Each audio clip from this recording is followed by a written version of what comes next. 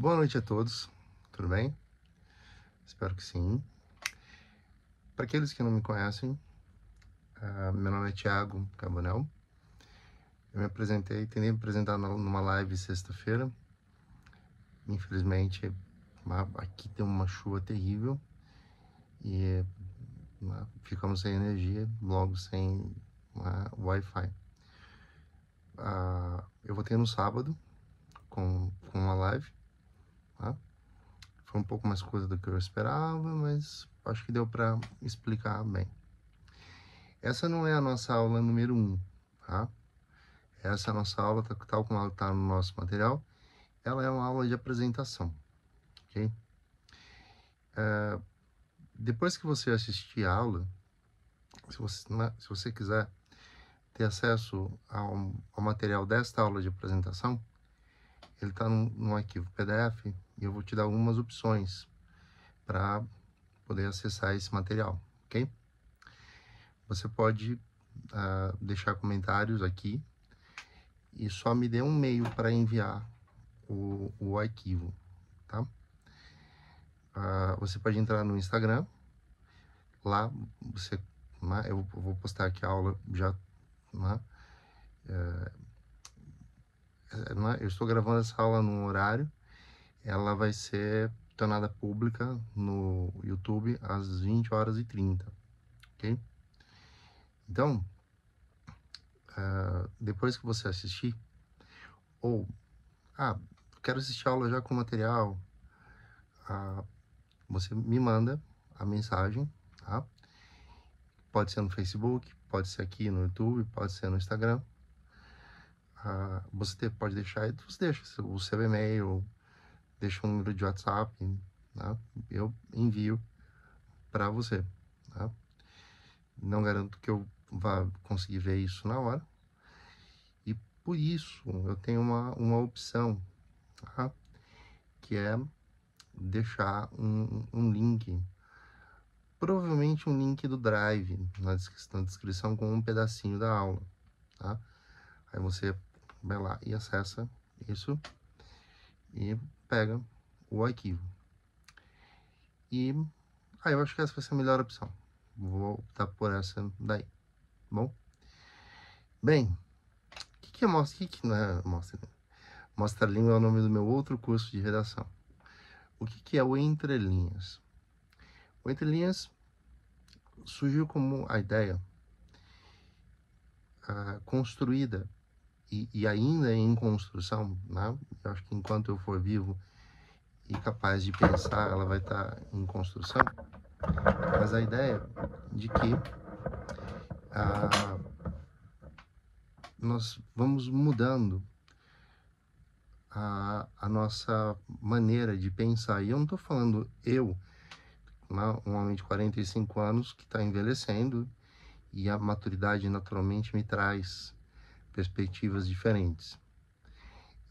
Eu falo em algo num âmbito realmente mais amplo, tá? Os problemas que nós vivemos hoje, as questões que se transformam em tema nas redações, dialogam com algo que em alemão se diz Zeitgeist, tudo junto, né? Z-E-I-T, G de gato, E-I-S-T. Essa palavra significa espírito de época. Sabe quando nas aulas de literatura, a professora escreve, né? Contexto histórico social.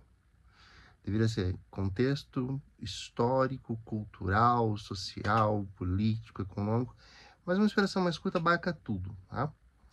Então, o espírito do nosso tempo é marcado por traços diferentes de quando, lá atrás, em 1997, eu comecei a dar aula, tá? E se eu voltar um pouquinho mais, em 95 eu já era monitor, era aluno de ensino médio e monitor. E na parte da tarde, desenvolvia os grupos de debate com os meus colegas que precisassem de ajuda. Naquela época, a gente discutia, por exemplo, a relação do homem com a terra. Foi o tema que caiu na FUVEST quando eu prestei, para vocês terem uma noção. Hoje, nós debatemos questões, por exemplo, né? Registro civil e registro civil no Brasil. É assim, cidadania e registro civil no Brasil. Eu confesso que, né, o meu eu de 17 anos, eu falo meu eu porque eu tenho uma perspectiva de que a gente vai deixando um rastro na linha do tempo, sabe? Hoje, aos 45, eu converso com o meu eu de 22, por exemplo, né? Até para manter viva a memória e a construção de quem eu sou. Isso é uma coisa de quem faz análise, quem faz psicanálise, né?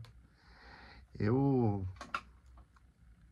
diria, vocês, aí que depende de uma coisinha funcionar aqui, e problemas técnicos ocorrem. Mas acho que vai. Vamos ver se vai. Bom, e eu converso, né, com esse meu do passado, e a gente chega a mesma conclusão, né? A de que, poxa, como é pensável, como se torna necessário que, nossa, gente, deu um aviso aqui meio maluco.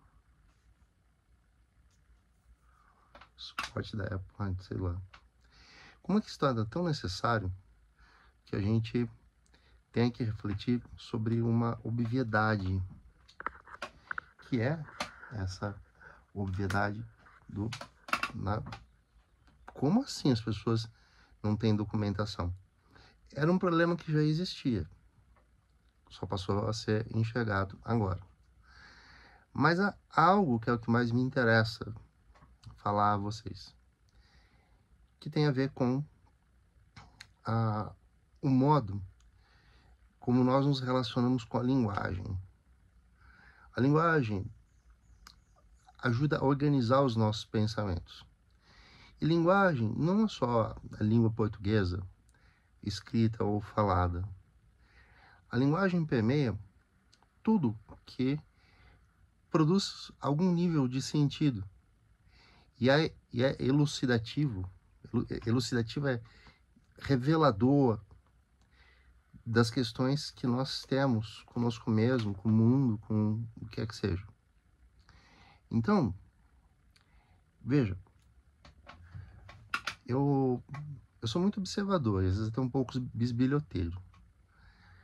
Quando eu estou num lugar sozinho, vou almoçar ou vou para um lugar que eu fico sozinho, né? Geralmente eu estou com um livro, né?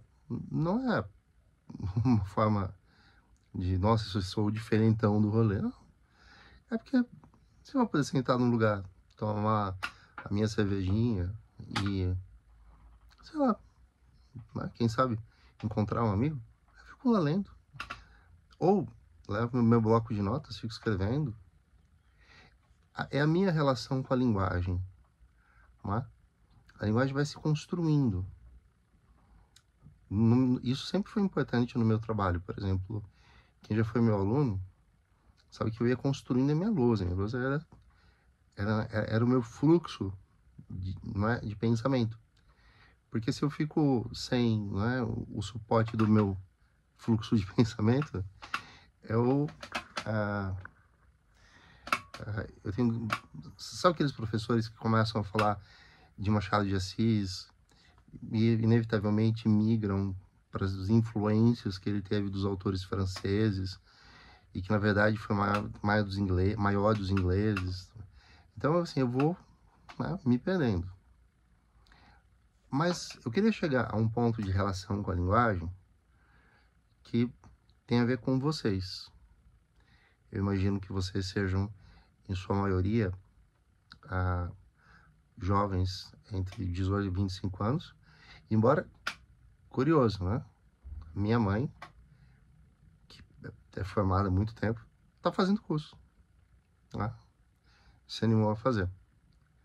Porque às vezes a gente tem umas conversas e ela fala que eu engato a falar de uma opinião, por exemplo. E não paro, eu vou falando. E eu digo a ela, e qual é o problema disso? E por incrível que pareça, a mãe, de alguma forma, ela migrou para o Zeitgeist de vocês. Ela joga Pokémon GO, pra vocês terem uma ideia. Né? Então, se não for algo rápido, ela perde o foco da atenção. Mas quando nós temos uma questão séria para conversar, ela me ouve. Né? E eu não preciso pedir, me escuta até o final. Ela escuta. E para que ela possa ter a interlocução comigo, né, ela reorganiza o que geralmente são falas mais rápidas do cotidiano numa fala que também se prolonga. Né? Ela é de um tempo ainda anterior ao meu. Hoje eu tive passei por uma coisa muito triste para mim, né? Eu não tô com nenhum exemplo aqui para mostrar para vocês, mas tem um aqui. Todas as minhas fichinhas são tudo que eu anoto em ficha assim. Essa inclusive é muito interessante, né? 12 maneiras de vencer um debate. É do curso de oratória que eu tenho, que vai estar disponível aqui no futuro, tá? São só 12 aulinhas. E eu saí cedo de casa e passei numa livraria para comprar. E tinha pouca gente, né? Eu cheguei, a loja não tinha nem, né, aqui as portas.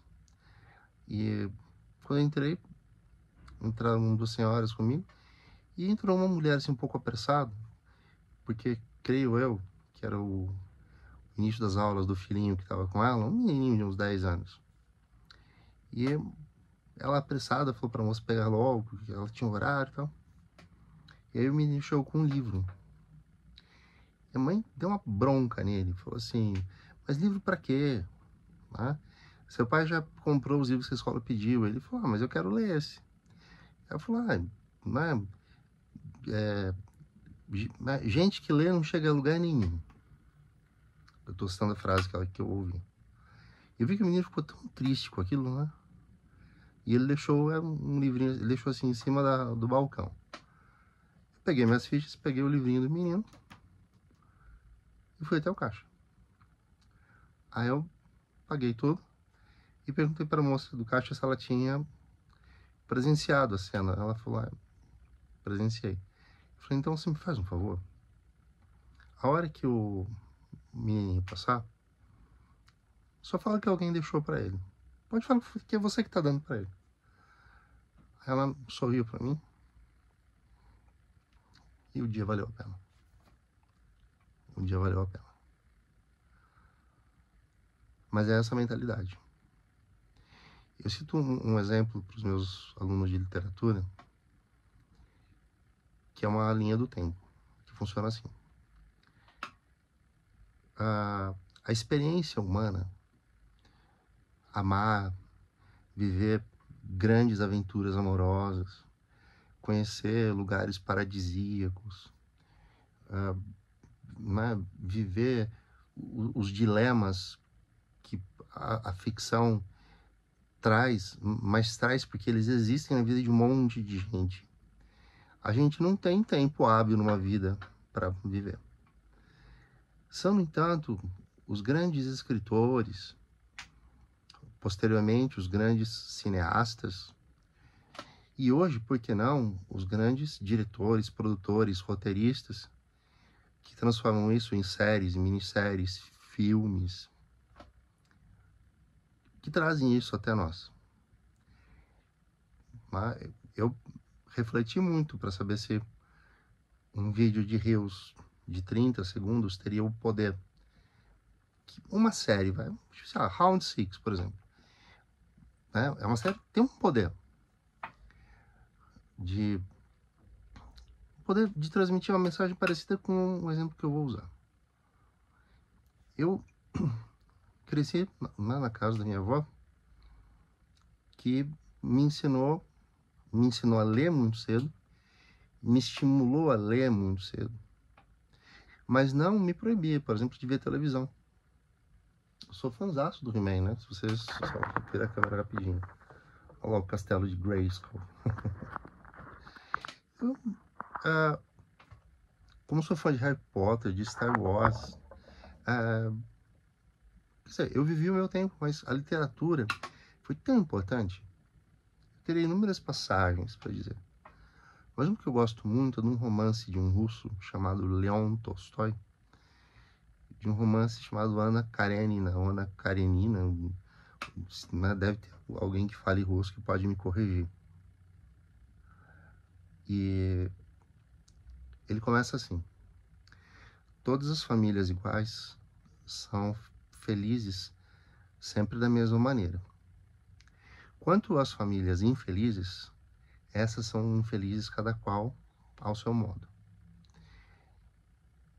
O poder dessa frase no contexto do romance é brutal, porque ele trata do drama da personagem Ana, que está inserida, né, num roteirinho de ser uma esposa, mãe, mas num casamento que não era feliz, mas é como se o mundo dissesse, tá, não é feliz, mas finge que é, e vai tocando, né?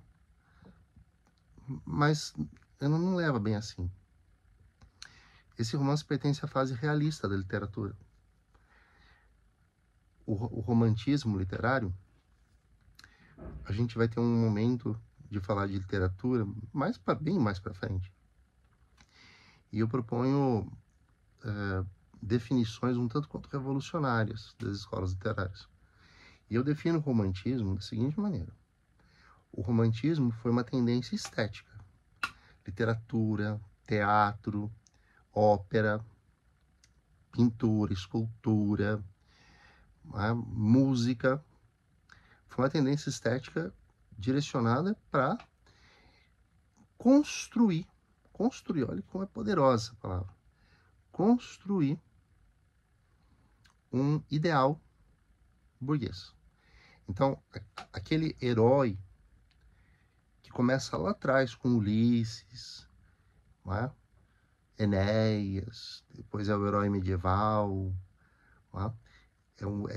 É um herói que genialmente Miguel de Cervantes, em Dom Quixote, o personagem Dom Quixote, era alguém que queria manter vivo esse ideal de herói. Mas lá atrás, é um livro de 1642, lá atrás, já era visível que o mundo não comportava mais esse herói. O herói, eu vou falar herói até um certo ponto, porque muito do que eu vou dizer aqui, cronologicamente, não era permitido às mulheres.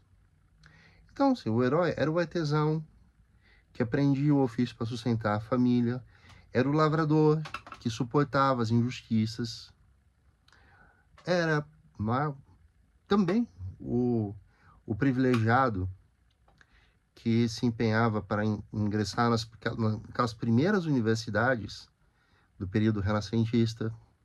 Tá? Era um padre Antônio Vieira, que peitou os senhores de terra para ir contra a escravidão do índio. O burguês já existia, mas a grande revolução burguesa, ela vem na esteira da independência dos Estados Unidos, da Revolução Industrial e da Revolução Francesa, que pegam uma concepção de democracia que só existia enquanto modalizada para cidade-estado da antiguidade, e atualiza o contrato social do Jean-Jacques Rousseau, o espírito das leis do Montesquieu, o Leviatã de Thomas Hobbes, a sociedade civil, do John Locke. Então, né, há um arcabouço de pensadores que prepararam o mundo para ser burguês. O que parecia na época muito melhor do que ser um mundo do absolutismo. Vivemos hoje uma crise da democracia? Vivemos. Eu vou, né, ao longo, né, do curso, eu vou colocar uns links muito legais para vocês, de gente como o Bauman, por exemplo, mas não é um vídeo de rios, é um vídeo de 30 minutos, que demanda um pouco de leitura. Quem convive comigo, né, sabe que eu falo assim mesmo, né? E não é, né, por... Como é que... Eu falo para ser pedante, vocês falam para... Né, é a Tassiane, né? Tá se achando. Não é isso. Mas é porque ajuda a minha mente a integrar melhor, né, os componentes que formam o meu jeito de pensar. E o que eu quero nos nossos encontros, embora eles não sejam presenciais, né, eventualmente a gente pode fazer lives, tá? Porque eu quero ter essa interação em forma de lives com vocês. Eu vou organizar minha semana para que, né, os primeiros que assistiram, se tiverem interesse, a gente faz até uma votação via enquete, tá, no Instagram, para saber qual seria o melhor dia. E aí a gente marca a live, porque vocês podem mandar perguntas na live, mas podem ir mandando perguntas e eu respondo diretamente ou faço postagens, porque acredito que a dúvida de um seja a dúvida de todos. Tá? A gente começa hoje uma caminhada. Não é uma caminhada fácil. Existem caminhadas fáceis? Existem. Tá? Mas elas são perigosas e enganadoras. Eu não sei se alguém já contou para vocês, mas as histórias infantis de todas as culturas têm uma finalidade que talvez não tenha sido sequer pensada, mas funcionava muito bem, que era construir uma infraestrutura profunda na mente para que a criança fosse no futuro mais permeável, né, mais capaz de aceitar. Então, exemplo, em Chapeuzinho Vermelho, nós temos muitos símbolos profundos, mas o que me interessa é o de quê? A mãe disse, minha filha, vá pelo caminho mais longo, é mais seguro. Mas seguro no sentido de que a caminhada tinha uma grande motivação. Sair e voltar. Ela, porém, vai pelo caminho curto. Pode dar certo? Pode. Tá? Para ela deu, no caso. Mas podia ter dado muito errado. Para o caso da vovó, deu. Tá? Na versão original, pelo menos, deu. Bom, por que eu digo isso? Nesses anos todos, já são quase 30 anos na aula de redação, eu trabalhei em muitos lugares. E fui contratado para, né, ministrar aulas de redação dentro dos limites do método. Método é bom. Eu sou muito metódico. Eu anoto tudo que eu faço. Organizo em pequenos fichários. Então, eu sei que pode parecer que, né, essa bagunça aqui, né, falar assim, metódico, é que metódico e desorganizado podem estar junto, tá? Acreditem em mim. Bom, em um desses lugares, eu seguia a cartilha. A apostilinha que eles usavam dizia assim, hoje vamos aprender o método que se adequa a temas relacionados, né? A ideia, né, da construção dentro do homem, dos limites das suas liberdades. Nossa, quantos temas não cabem dentro disso? Tá? Por exemplo, respeito, ética, a percepção de que o individualismo corrói o mundo, levando-o na contramão do coletivismo. E tinha lá um modelinho que começava assim. Jean-Paul Sartre, filósofo existencialista francês, em sua obra Caminhos da Liberdade e blá, blá, blá, blá, blá. Bom, começa que Caminhos da Liberdade não é bem uma obra, é o nome que se deu, né, a uma esteira de ideias que aparecem em 3 obras dele. Mas é assim, né? Quem pode manda, quem não pode obedece. Mas naquela época eu corrigia redação. E não, eu contei que dava aula em curso preparatório, não houve obstáculo nenhum. Assim, dentro da... Era uma instituição privada, tá? Então, ninguém fez... Ninguém disse, você não pode. Então eu falei, então eu vou. Bem, nós recebíamos pacotes com mais ou menos 140 redações. Às vezes um pouco mais, um pouco menos, porque alguns faltavam, né? Ou alguma sala tinha algum problema, realocavam. Mas em uma sala, aí só para vocês entenderem, a gente corrigia na mão. Não é como hoje em dia que é no computador, na telinha do computador e tal. Na mão. E aí aparece Jean-Paul Sartre, filósofo existencialista francês. E eu pensei, e agora? O tema da redação era ética médica e humanização dos atendimentos. Bem, conduzindo bem, seria possível criar um raciocínio, mas o raciocínio dependeria de entender bem a proposta. E era uma redação, é uma instituição privada que o tema era feito internamente. Então, se copiava não só a grade do Enem, como também se copiava a cobrança de proposta de intervenção, o que não se cobra na FUVEST, por exemplo. Bem, aí, leia a primeira. Um desastre. Porque não se havia compreendido, porque leram mal a coletânea, tá? Que ética não é como, por exemplo, memória fotográfica. Quem nasce, nasce com ela. Quem não nasce pode até melhorar a sua memória, mas não chega nem perto de quem nasceu com memória fotográfica. Agora, ética não é assim. Não é assim.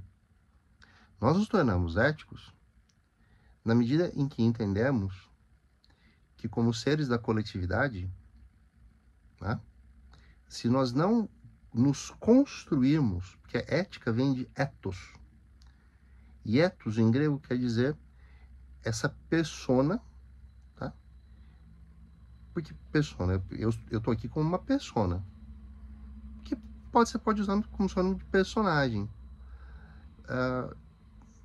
Mas é porque eu sou falso ou fingido? Não, não. Mas é porque existe uma expectativa do que um homem com formação, que escolheu um caminho mais intelectualizado, como que ele tem que agir? Tá? Então, isso vai ajudando a construir o meu eu. Porque na hipótese de existir um eu primitivo, essencial, a gente está muito perdido, muito distante de nós, quase que inalcançável, né? Para a psicanálise, ele está lá no lugar mais profundo do abismo, tá? Não que ele seja ruim, a gente nem tem noção do que pode ser que seja, mas que nós construímos bem o nosso papel, construímos. Ou podemos construir. Porque alguns não querem, alguns não conseguem, e conseguir ou não conseguir depende de ajuda, né? Então, eu sou advogado também. O meu trabalho, né, das 9 da manhã às 18 horas, é como advogado. Né?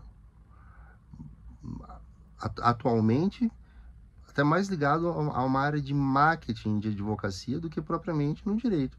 Mas eu tenho os meus clientes. Tu continua atuando.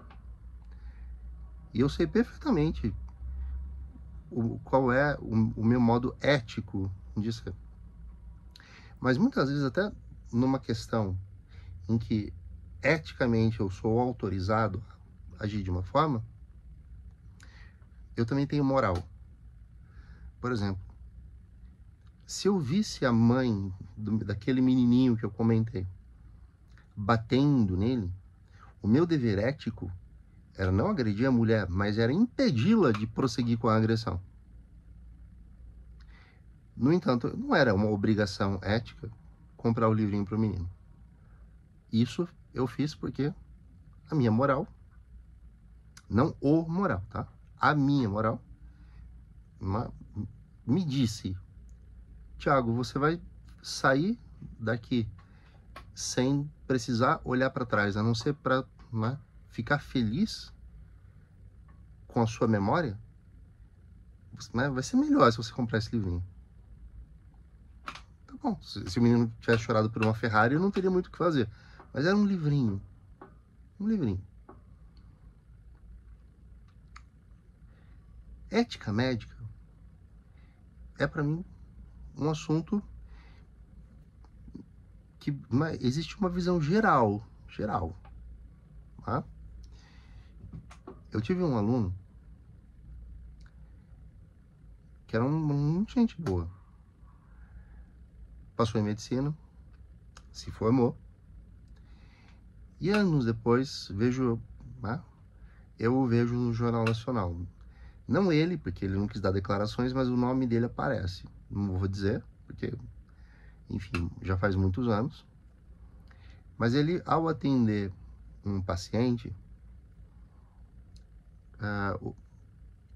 tomou nota. Mesmo sabendo que a simplicidade do paciente não deveria ser motivo de deboche, ele escreveu no prontuário do paciente: o paciente alega que teve pneumonia. Ele é médico, ele entendeu o que o senhor quis dizer. E que o médico, na época, pediu para ele fazer um raio-x. Já tá, né? Já, assim, o negócio já fedeu aí. Mas como se não bastasse, ele fotografou esse prontuário e compartilhou num grupo de médicos no WhatsApp. Eu detesto fazer parte de grupos de WhatsApp, porque eles não são grupos de pessoas que possam confiar umas nas outras. Porque muitos colegas dele printaram e compartilharam, se isentando. Olha que absurdo, um colega, mas isso não pode ficar assim, me sinto no dever dele. Existe uma questão criminal aí, mas eu não vou entrar nesse ponto. Criminal desse que compartilhou. O fato é, a ética médica, o Código de Ética Médica, avaliou o Conselho Regional, eu acho que foi o regional, não o federal, mas ele teve uma penalidade por isso. Agora, quando se dribla a moral, não há tanta penalidade. Portanto, a ética médica tem que ser ensinada ao médico. O médico tem que entender isso. Muito embora, talvez para quem está me assistindo, pareça. Mas será que tem que me explicar para uma pessoa não zoar a outra? Tem, porque somos seres de emoção, não é? Claro que racionais, não tenho dúvida, mas somos seres de emoção. Mas qual que é o limite, a fronteira entre uma coisa e outra? É isso que nos interessa, era esse ponto que eu queria chegar. Como eu dizia, não é uma caminhada fácil. Mas Nietzsche escreveu que as coisas difíceis, são boas. Porque elas fazem duas coisas. Elas reforçam o nosso moral. O nosso moral é essa nossa motivação interna, profunda, para ir além, lutar. Então, se reforçam o nosso moral, também combatem as misérias. Mas a miséria não é só do falta do dinheiro no bolso. A miséria é de uma criança ouvir que você quer ler para quê? Quem lê não chega a lugar nenhum na vida. Isso é uma miséria. Saber que muitos dos que podem estar me assistindo têm uma insegurança absurda em relação à escrita, porque foram sempre, né, vítimas daquela peneira que não é nem fina nem grossa, e toda a redação é entre 6,9 e 7,1. E acreditem, não é fácil. Eu sempre fui muito rigoroso, mas no sentido de ser rigoroso comigo. Então, são incontáveis os sábados que eu deixei de sair, porque eu trazia um pacote de redação, e as minhas correções, elas precisavam fazer sentido para o aluno. Não era só riscar uma vírgula em vermelho. Mas isso aconteceu no começo da minha carreira. Porque quando eu fui dar aula em escolas grandes, imagina ter 6 salas de segundo ano de ensino, segunda série do ensino médio, com 60 era uma só, mas 40 alunos em média. Não daria conta de dar aula com responsabilidade, porque isso também é um princípio que eu acho que vocês têm que ter. Vocês, sendo muito jovens, ainda podem tentar e errar. Na minha idade já não é mais bem indicado. Então, o que eu faço com muita seriedade. Se eu aceitei fazer, eu vou fazer com muita seriedade. Se algo estiver me desagradando, eu vou conversar. Mas nessa escola eu tinha uma equipe de corretores e corretoras. E não duvido da boa vontade delas ou deles. Mas é que eu vou poder demonstrar para vocês adiante, que hoje eu tenho a intenção de falar de outras questões, mas demonstrar que é muito fácil ficar no meio. E eu não tinha o que no começo da carreira eu tinha, e depois, quando eu comecei a dar aula em cursos só de redação, eu voltei a ter. Porque eu tinha lá as minhas salas, 20 alunos, por exemplo. E depois eu tinha, na parte da tarde, meus horários de correção. Eram 20 minutos, embora aqui, no Entre Linhas, serão 30 minutos. E eu sentava com um aluno, pegava a redação que estava junto comigo, eventualmente ele ou ela trazia. E dizia, ó, vamos começar do zero. Primeira coisa, eu quero que você me conte como foi a sua experiência com o tema. Você ficou só com o que a gente conversou na sala de aula? Aquilo ficou fermentando na sua cabeça? Porque vocês sabem, há temas que nos tocam e há temas que meio que passam de redação porque a gente tem que fazer a redação. Mas é bom que a gente se acostume a fazer aquilo que é prazeroso e não deixar de fazer o que, a princípio, não traz o mesmo nível de satisfação. Bom, aí em cima disso eu começava a leitura. Ia pontuando com a caneta questões gramaticais, explicando, olha, aqui você separou o sujeito do verbo, então vai contar um desvio gramatical. No Enem você pode ter 2, tá? Então, eu sei que parece injusto, mas, poxa, eu errei 3 vírgulas, por que eu não posso tirar 1000? É, porque a regra do jogo é essa, mas é assim para você e para todo mundo. Então, corrigindo, eu chegava ao que para mim é o miolo, é o núcleo da redação, que é a forma como o autor ou autora vê para apresentar na introdução. A tese que foi escolhida, ela pode, geralmente aparece na introdução, mas as estratégias argumentativas permitem trocar a tese por perguntas que vão sendo respondidas. E a tese só aparece finalmente completa lá na conclusão. Tá? Há vantagens e desvantagens. A gente vai aprender tudo isso, tá? Ao longo das semanas. Bem, então eu falo, me diz, em cima do que você construiu? No começo do ano, imaginem, eu cheguei a trabalhar numa escola de redação, tá? Em que eu atendia 3 alunos por hora, 5 horas por dia, 25 alunos por semana. A escola tinha quase 500. O restante eram com outros corretores.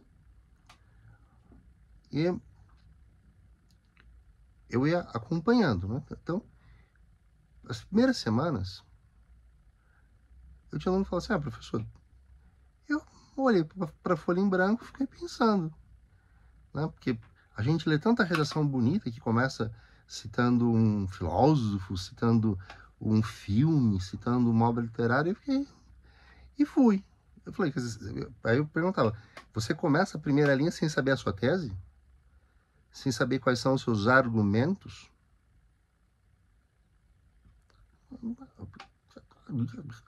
É. Era a resposta que eu ouvi. É na contramão disso que nós vamos. Porque o desfecho da história dos modelinhos prontos do Jean-Paul Sartre foi que, como não havia só eu de avaliador, outros avaliadores identificaram, e o presidente da banca de avaliação entendeu que zerar não era justo, porque não há regra que proíbe que você decore um modelo pronto, mas isso tira o traço fundamental para dar a nota máxima nos quesitos de conteúdo, que é a autoria. Então, o resultado acabou sendo ruim para esses e para essas jovens, porque eram poucas vagas e a redação tem um peso decisivo. Então, se eu não me engano, dentre os aprovados, a nota mais baixa, claro, isso é uma média, porque a gente não dá 9,28 numa redação, né? Mas ficou na média 9,28.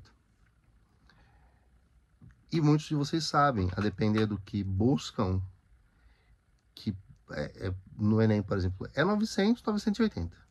Eu nem falo 1000, porque eu vou esperar saírem as redações nota 1000. Todo ano eu faço isso. Eu faço um vídeo, um ou mais, analisando, e eu aponto o que deveria ser, ou ter sido, considerado um problema.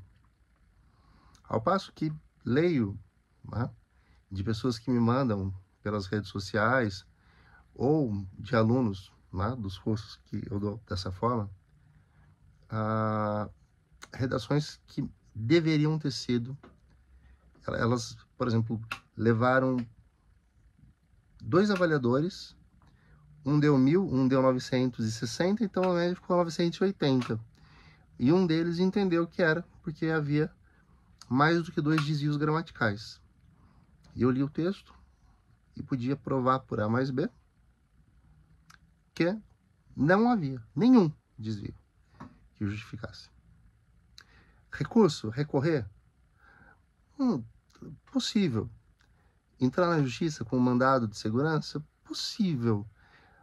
É possível porque pode fazer. Mas aí entra no meu eu advogado. Né? Na ética advocatícia, a gente não pode dar certeza de resultado nenhum. E pela experiência, nunca vi alguma ação desse tipo prosperar.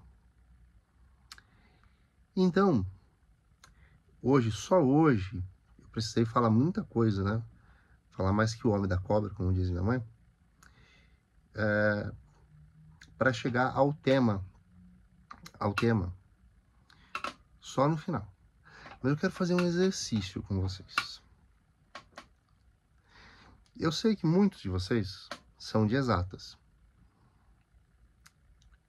Só que mesmo sendo de exatas, vocês muito provavelmente não aprenderam conceitos de matemática avançada.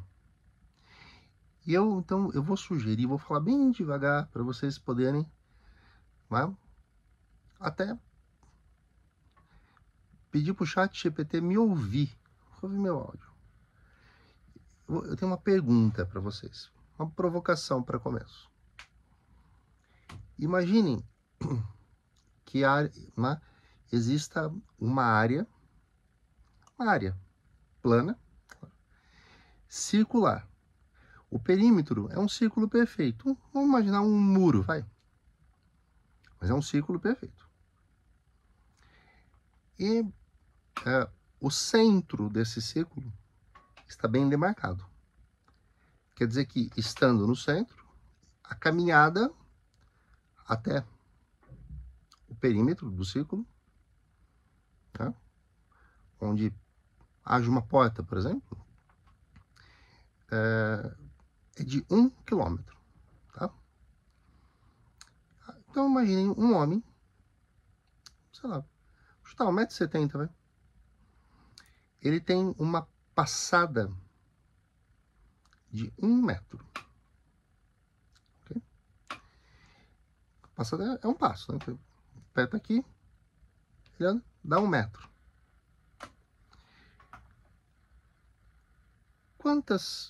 Via de regra, quantas passadas ele teria que dar para chegar até o perímetro? Professor, 1000, né?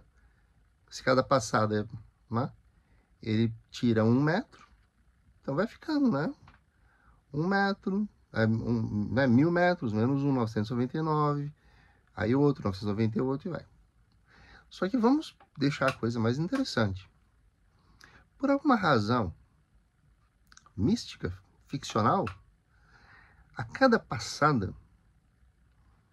ele diminui 1 milímetro de altura, certo? E 1 milímetro a sua passada. Ok? Pois bem. Quantas passadas ele vai ter que dar para chegar? Ou, vou reformular. Qual é o limite dele? Porque acho que vocês podem já ter percebido que como a passada dele vai ficando menor, ele precisa de 1000 no começo. Mas ele vai precisar de um pouco mais conforme ele anda. Alguém vai dizer, mas uma hora ele vai até desaparecer, se ele for encolhendo. Né? Se ele tem 1,70 m, ele tem 1.700 milímetros. Mas a cada passada que ele dá, ele perde 1 milímetro. Depois de 1.700 passadas, ele sumiu. Não, porque a passada diminui. Então, eu vou deixar agora mais interessante. Eu vou acrescentar um elemento mais refinado. A taxa de diminuição é 1 milímetro. 1 milímetro é 0,001 metro. Na segunda passada, ele vai diminuir 0,009, e aí vai para uma coisa meio dízima periódica. Ou um número, não é, com muitas casas decimais à sua direita. Ele, na prática, ele vai caminhar e vai encolhendo infinitamente. Vou falar, pessoal, mas calma, não tem, então, como saber. Porque vamos imaginar que ele possa parar para descansar, comer, ele vai diminuir infinitamente e vai precisar de infinitas passadas. Isso quer dizer, qual é o limite dele? Não tem como saber. Ele tende a caminhar e a diminuir a sua passada infinitamente. O tema da aula de hoje, tá? Eu vou disponibilizar para vocês, mas ele é, assim, ele foi pensado para ser apresentado dessa forma. Porque eu faço uma pergunta: há limites para o crescimento populacional do planeta? Se nós formos práticos, eu sou muito prático. A minha resposta, fora do meu comprometimento com os meus alunos, é dizer, é claro que há. Né?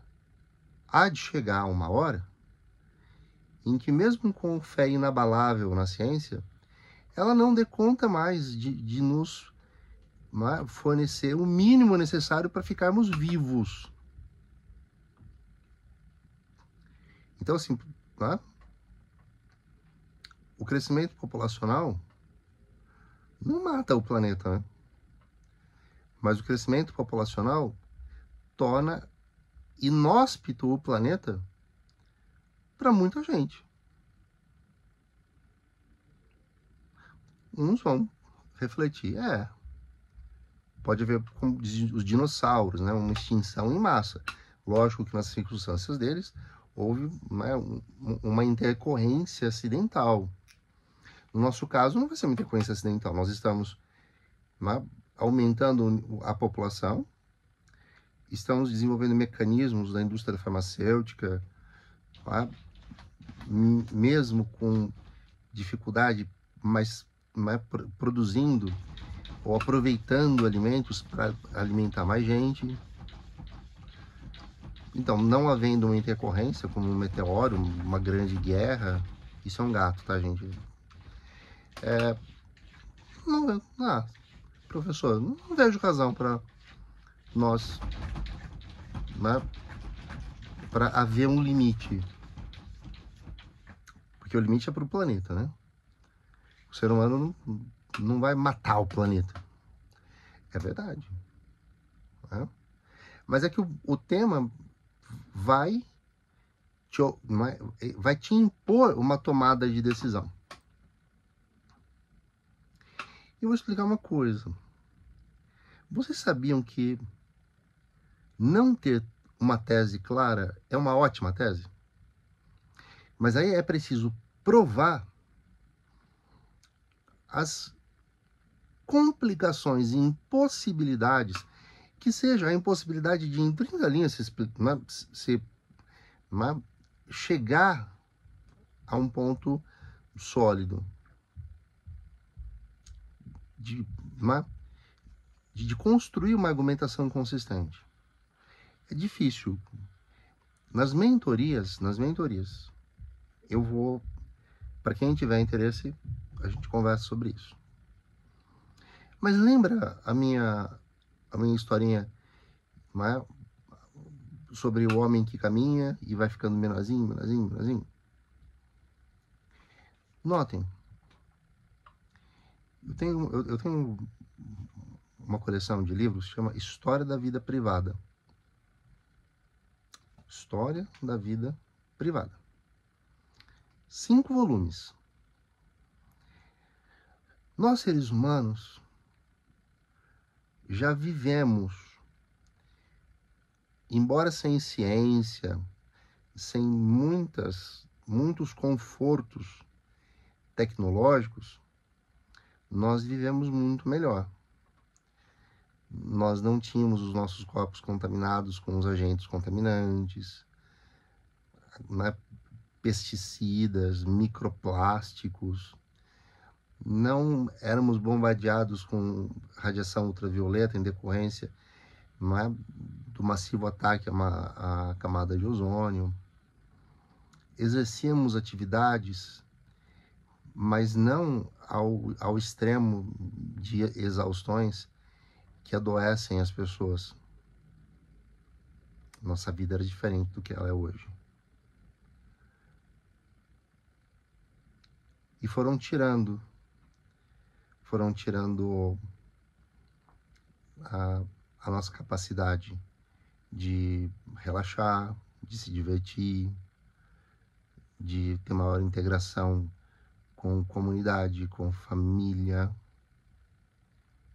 E fomos caminhando e nos tornamos o que hoje nós somos. Realidades do planeta.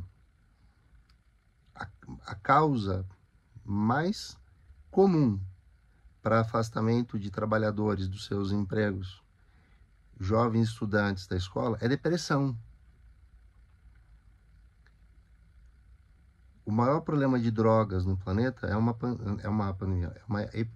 uma epidemia de opioides, que são remédios feitos para tirar a dor. E isso ocorre nos Estados Unidos, cuja agência, que seria o equivalente à nossa Anvisa, o FDA, vai se esquivando de pegar pesado e proibir a prescrição. A gente chama de prescrição off-label.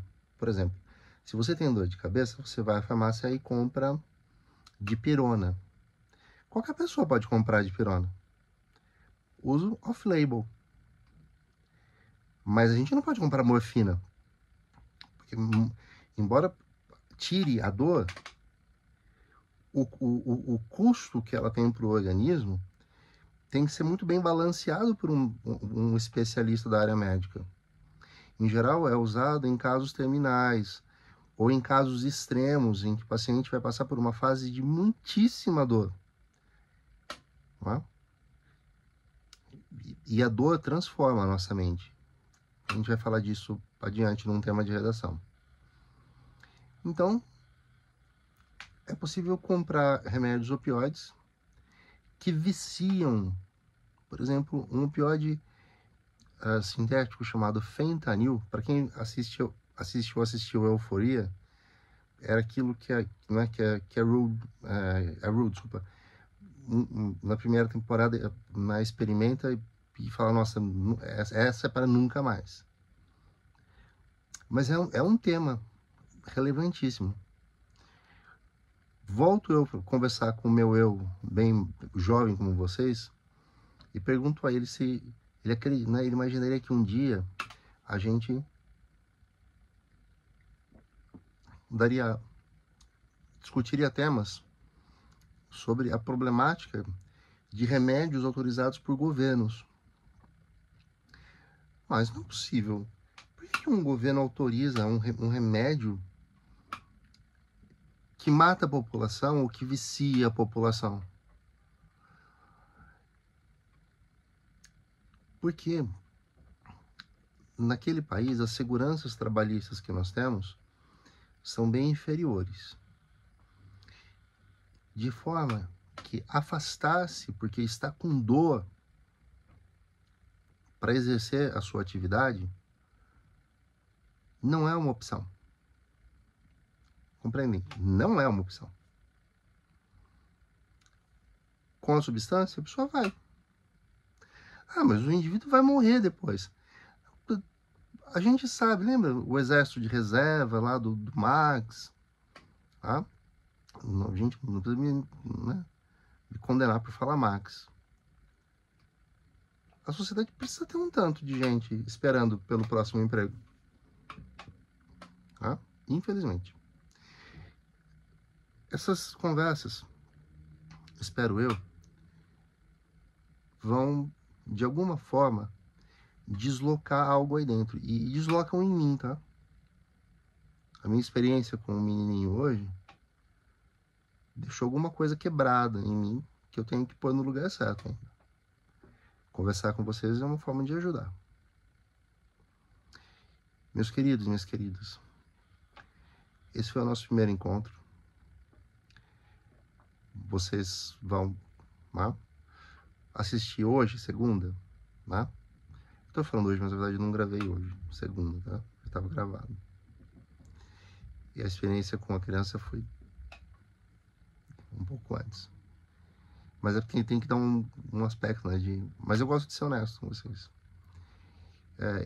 Mas uma coisa que eu não faço nesses cursos é gravar, por exemplo, 2 semanas de uma vez só e ir postando. Porque circunstâncias entre uma semana e outra mudam. Então, em geral, eu gravo no fim de semana, tá? Inclusive porque isso me permite trazer questões referentes às redações que eu corrigi. Tá? Muito rapidamente, deixa eu explicar. Para quem fizer a redação e quiser vir com a redação corrigida, eu vou disponibilizar lá no Drive a nossa primeira aula, a folha de redação. Mas a correção, vocês podem fazer com o professor de vocês, a professora de vocês. Essa aula é gratuita, totalmente gratuita, não vai deixar de ser. Né? Nem assim que ela tenha 0 visualização, eu faço por mim que seja. Vai estar lá. Se você quiser corrigir comigo, já está sendo criada a página no Hotmart para que você possa comprar lá as correções, tá? Você tem 2 opções. Uma delas é a gente vai fazer por WhatsApp, mas faz assim. Você manda, eu leio, anoto tudo, fotografo, te mando a imagem, mas eu vou lhe enviar um áudio de 10 minutos discutindo. Mas a gente não tem interação, eu só falo, tá? E aí, na outra, você pode mandar a sua redação com as dúvidas que teve em relação à correção anterior. A que eu considero ideal, tá? É a correção numa reunião via Zoom, tá? Eu atendo à noite e aos finais de semana. Claro que a gente combina sempre, tá? Eu falo qual é a minha agenda. E só no ano passado, na revisão para o Enem, algumas pessoas chegaram a adquirir e não cabia na agenda, mas aí foi feita a devolução, tá? Em geral, eu atendo das 7 às 10 da noite. Então, são 6 alunos por noite. É lógico que eu tenho colegas de, assim, imensa confiança que fazem um trabalho muito próximo ao meu, ou até melhor, talvez, que o meu, tá? Que, na hipótese de eu estar sobrecarregado, entro em contato e falo, olha, minha agenda não dá, a não ser que a gente possa fazer, sim, extrapolar, fazer atendimento 11 da noite. Tá? No ano retrasado, eu cheguei a atender alguém 2 horas da manhã, tanto que a pessoa precisava, tá, daquilo. Então, vai estar lá. Ao longo dessa semana, vocês podem me mandar mensagens, deixam nos comentários aqui, podem entrar em contato comigo no direct, tanto no meu, @Thiago Carbonel, ou no @entre_, linhas, redacal, né? Não pode ter cedilha nem tio. Manda no direct de lá, e aí fala, eu quero agendar um horário. Aí não vai ter muita escapatória, a gente tem que, né, conversar por WhatsApp para marcar. Aí, acertado isso, aí lá a gente comenta de valores. Mas, para que ninguém vá com curiosidade, via WhatsApp são R$ 15. E via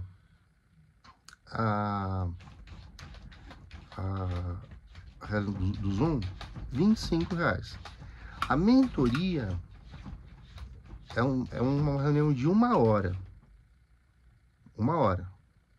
Essa é R$ 50. A mentoria pode incluir, você pode, em 1 hora, você pode falar do que você quiser. Falar de outras questões de linguagens, de filosofia, de sociologia, desabafar questões da vida, juntar 3 redações que corrigiu, falar, eu preciso muito, né, por que eu não estou conseguindo evoluir aqui? Eu te ajudo, ok? Então é isso. Tenha uma excelente semana. Dúvidas, reflexões, entrem em contato comigo, que estarei à disposição para ajudá-los. Acompanhe no Instagram. Eu posto com frequência carrosséis com, assim, são pequenas pílulas, hora de gramática, hora de repertório, hora de tipos de argumento. E vejam, isso é totalmente pela sociedade, tá? O mundo foi muito bom comigo. E eu gosto de ser bom com o mundo. Tá? O mundo é um menininho que precisa ganhar um livrinho de um estranho. Boa semana para vocês.